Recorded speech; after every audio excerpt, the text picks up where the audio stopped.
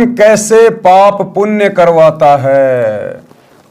मन ही काल कराल है, यह जीव को नचाता है।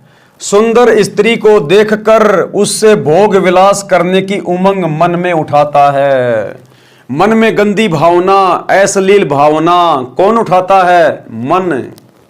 ये काल किसी सुंदर बहन बेटी को पहले दिखाएगा, फिर उसके प्रति आकर्षण पैदा करेगा, मन में गंदे गंदे अश्लील भाव पैदा करेगा। क्यों?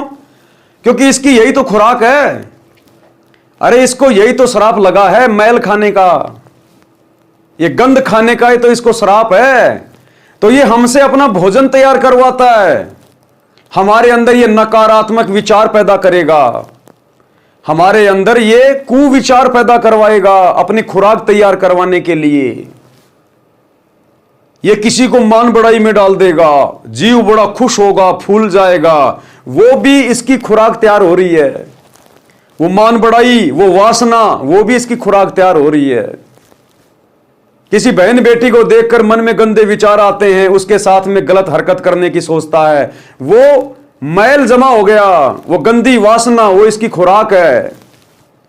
कोई दुख में बहुत ज्यादा दुखी हो गया, वो दुख भी वासना है। इसलिए परमात्मा कहते हैं भगत ने हर समय समभाव में रहना चाहिए, लाभ में, हानि में, दुख में, सुख में। अगर आप दुख में दुखी हो गए तो भी आप काल की खुराक तैयार कर रहे हो, सुख में अगर मान बढ़ाई में आ गए तो भी आप काल की खुराक तैयार कर रहे हो। मन में गंदे विचार, नकारात्मक सोच आ गई तो भी काल की खुराक है। किसी से राग द्वेष ईर्ष्या निंदा चुगली तो भी काल की खुराक है। इसलिए गुरुदेव कहते हैं भगत ने जीवित ही मर जाना चाहिए, तो खुराक तैयार होगी नहीं। अपनी भक्ति में मन लगाना चाहिए तो खुराक तैयार होगी नहीं। सुंदर स्त्री को देखकर उससे भोग विलास करने की उमंग मन में उठाता है। स्त्री भोग कर आनंद मन यानी काल निरंजन ने ले लिया, पाप जीव के सिर रख दिया। अब ये काल श्री कृष्ण जी में प्रवेश करके उन 1008 औरतों के साथ में संभोग किया करता था, उन गोपियों के साथ में संभोग किया करता था, कुब्जा के साथ में संभोग किया। तो वो आनंद तो ले लिया इस काल ने, मन ने, और वो पाप कर्म धर दिए श्री कृष्ण जी के सिर पे। अब वो भोगेगा। वर्तमान में सरकार ने सख्त कानून बना रखा है, यदि कोई पुरुष किसी स्त्री से बलात्कार करता है तो उसको 10 वर्ष की सजा होती है। यदि नाबालिग से बलात्कार करता है तो आजीवन कारागार की सजा होती है। आनंद 2 मिनट का मन की प्रेरणा से तथा दुख पहाड़ के समान।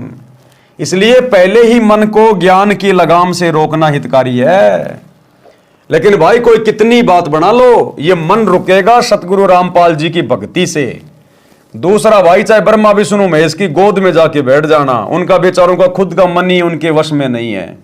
तुम्हारा मन कहां से शांत कर देंगे? ये मन रुकेगा उसकी शरण में जाने से जो मन के अधीन नहीं है। मन जिसका गुलाम है, तो ये मन सतगुरु रामपाल जी भगवान का गुलाम है, उसका नौकर है। इस समर्थ की शरण में आने से इस मन के ऊपर अंकुश लगता है। अनुराग सागर के पेज नंबर 154 का सारांश।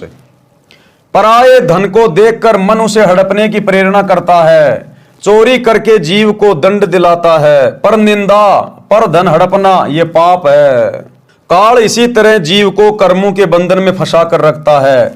संत से विरोध तथा गुरुद्रोह ये मन रूप से काल ही करवाता है, जो घोर अपराध